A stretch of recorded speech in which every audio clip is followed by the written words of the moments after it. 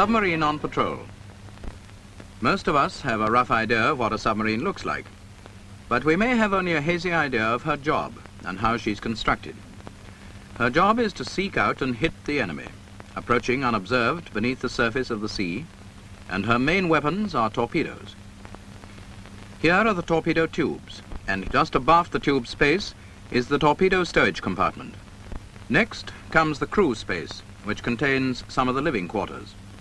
Further mess decks for the rest of the crew are in the after ends. The crew of a modern submarine may number some 60 or 70 officers and men, so you can see that accommodation is pretty cramped. In the center of the boat is the control room, a very important place. From here, the boat is steered, depth kept, and the boat controlled generally. Passing further aft, we come to the engine and motor rooms. Submarines use diesel engines when steaming on the surface and change over to electric motors as they submerge. A submarine dives and surfaces by flooding and emptying ballast tanks, which can be filled with seawater. These tanks are placed along each side of the hull. Coming up on deck, we find the bridge with its 2 periscope standards, and just in front of it, a gun. There is usually a light anti-aircraft gun aft. Of course, the layout we've shown here will vary somewhat according to the class of submarine. For instance, some of the small types have no living accommodation aft, making things even more cramped. And so, when in harbour, the crew live in a depot ship. This is their home, and here everything is done to make the life of the submarine and submariner a happy one. The depot ship is really a combination of hotel, workshop, and general store. It's from here we go on leave. Here also we get our supplies and leave our clothes and personal belongings when we go to sea.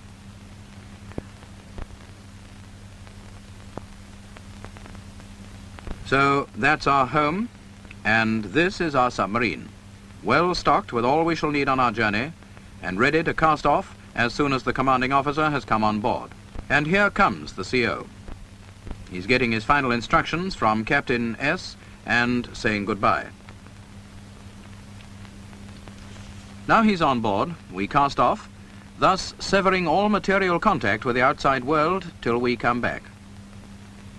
The officer of the watch is on the bridge. So are our eyes and ears, the lookouts. They know how important their job is, and that the safety of the boat and the whole crew depends on their keenness. All their senses must be constantly on the alert, and their glasses must be kept clean and dry.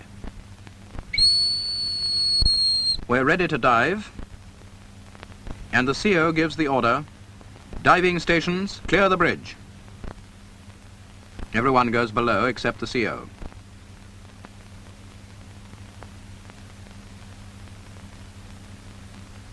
He gives a last look round and then shouts, "Dive, dive, dive," and follows the rest. At this order, we all have a great many things to do. The outside engine room artificer opens the telemotor-operated vents, and here's the result. A rush of escaping air through the main vents. The voice pipe to the bridge is shut, for obvious reasons. The foreplanes are turned out, and both these and the afterplanes are put hard to dive. The engines are stopped, and the boat is propelled by the motors. After a slight pause, the bows go down, and soon, where there sailed a ship, nothing remains but an empty sea. We're under. Our first job, now we're submerged, is to find out whether we're light or heavy. We may be too light in the bows and too heavy in the stern, or the other way round. So we pump some water out of the boat and adjust her buoyancy and trim. From now on, until we surface again, we shan't use the engine. They need air, and air is a very precious commodity under the sea. So we only use the motors, because they can hum along quite happily without breathing. But they do use electricity, and that is the lifeblood of a submarine, so we go as slowly as conditions permit to conserve the batteries. All the time we're under, we must keep moving, because as a general rule, a body cannot remain suspended underwater without making way. We cruise along at 30 feet, and from this depth we can keep an intermittent lookout through the periscope. We are at watch diving. That is to say, there is a man on each hydroplane, one at the steering wheel, a watchkeeper at the panel, and the remainder of the watch at their stations. Over in the corner is a man doing a very important job, the ASDIC operator. And when we're submerged, he is the equivalent of what the lookout was on the surface. He spends all his time listening and reporting to the officer of the watch, and he must never relax his attention for a second. He's heard something. The CO scans the sea above. It looks as though he's spotted something. Yes? A trail of smoke on the horizon. We speed up and steer towards it. It must be the Hun. This is the moment we've all been waiting and hoping for. Forward, the torpedo gunner's mate has a last look at his tubes. Good job he's done all his routine up to date. With any luck, he won't have to worry about these fish much longer. It would be nice if everyone could see what's going on upstairs. As it is, the only person who can is the man who carries the responsibility for everything, the CO.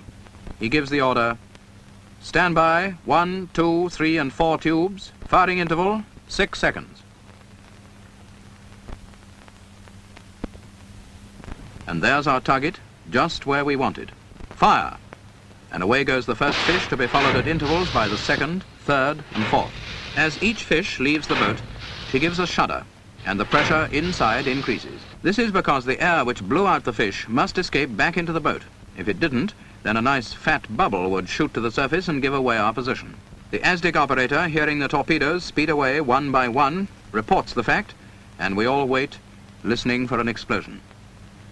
There goes one, and another. The CO's enjoying himself. But there's not much time to wait.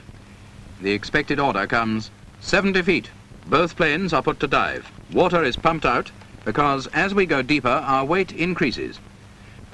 And presently the first lieutenant reports, 70 feet, sir, and we're in trim.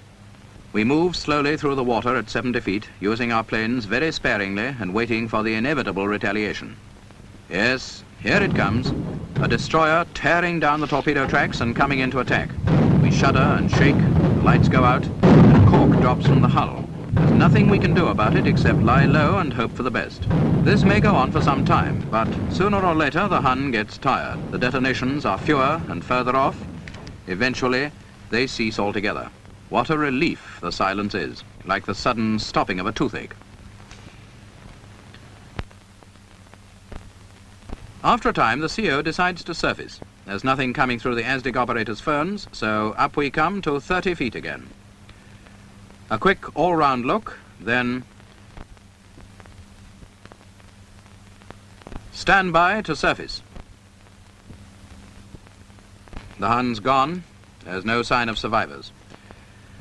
Thank God it's a calm night, and there's plenty of time before daybreak to give our batteries a good charging. Then we proceed on patrol, on the surface by night, and diving at dawn. So the days go by, diving and surfacing, surfacing and diving again. Another calm night. The weather's been kind to us on this patrol. Tomorrow we head for home, probably without further incident. But the lookouts are still on the job, keen as ever in spite of the uneventful days and nights. And it's just as well they are, because one of them's spotted something. He sings out to the officer of the watch, who has a look for himself. Yes, it's a U-boat. Captain on the bridge. Up he comes. And it's not many seconds before he gives the order, stand by, gun action.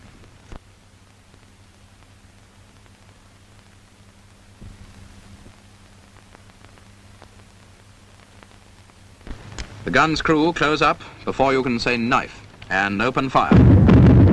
Not so good. They'll have to get her range soon, or she'll be under and away. Fire! That's better. They've got a hit. And another. What a gun's crew. They can clear away now, and there's one less U-boat cluttering the place up. Patrol routine once more. The gun's crew relax, and we're homeward bound, a tired but happy boat. We may be wrong, but we feel we've earned a bit of fresh air and a rest. Perhaps with any luck, we'll get a bit of leave as well.